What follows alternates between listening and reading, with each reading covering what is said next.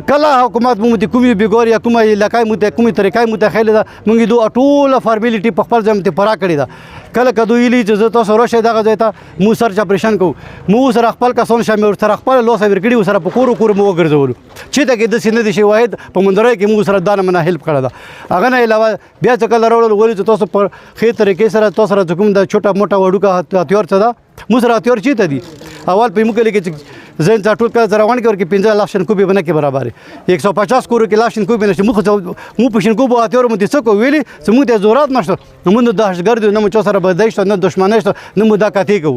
خبرال چې کله دوی د اعلان وکړ نو مو ته رولو په خلر ذکرانه تور باندې رولو په دې کې مو دا ټول هتیار په خمسدار طریقې سره جام کړلو ویر مګړلو ویلي چې مو پر عمل طریقې سره کوم غوښتل د هتیار موبایل ځکه پټوا شولو مو تخپل حواله کړلو سره د ارشي سره خو دین علاوه بیا اوس کې چې څوره پر خبره ده نو دوه اره خبره مو پر اکړه مو ته اوس مخکې چې کومې طریقې روانې دي حکومت څنګه کومه مطالبه کوي کوم شی غوړي لکه څنګه مخکې ورته ویلي چې موږ منو او ته تیار وي ته هر فارمیلیټي مو پر اکړه چې کومې بکی پدې بیا به پر کوو خدي دا مطلب نه چې تاسو ماته چې وځه پاکستان حکومت مو دا پیل چې کله پاکستان جوړ شو د موږ پاکستان ته مو ته کاري رکولای کته مو ته مزدوري رکولای کته مو ته چیر رکولای نو مو بارا به چې کولو نه نه مور رنگیز وړ کې څنګه دي 15 17 کولو وړ کې دي هغه د کرکټ او د کیلو ټیم زمانہ د هغه مو په چې وکړلو پردې خلکو په خدمت کې مو تیر کړل عربو ته لوړ شو عربای سره کار څنګه هم مغولون د مو ژوندۍ تیر کړل کومه ژوندۍ نه هغه ماځ کې تیر کړل کدا مو ته حکومت دغه ځکه خیمه زدوري نو کاري راکړ مو ته فکرای لګولې سمونونه راکړ نو مو عربو کې چی شکولو نن چې مو عربو کې د پیسې وګټلې مزدوري مو وکړل زنونه مو ورکړل خو ری مګړو زنونه مو د خپل جنګړي واړه کورونه ورکی جوړ کو اوس تمه انده کورته نه برګدي نور خو نه راګدي نه ما واسي نو زه حکومت اپیل کوم چې ته مهرباني وکړه چې مو په خپل ځای باندې پرېږدو دا روژه ده دا کلور شي د انګریزانو مځغه ته وخت ملکونو ته لوړ شه هغه به درته چې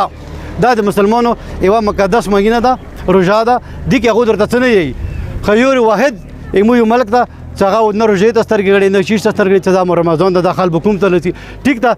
ایمو کله چې کومه ده 500 کوره ده په 500 کوره کې زه تاسو ته وایم چې 200 داسې کورونه ورکې وچوه چې هغه به یا واس وي یا به څه خپلوان وي یا به هغوی خپل جایداد وي یا به کورونه وي د نورې 200 کورونو چې واشته ده چې هغه کرایه لاندې کې یا پېښور کې یا د شفشارو کې ځان وساتي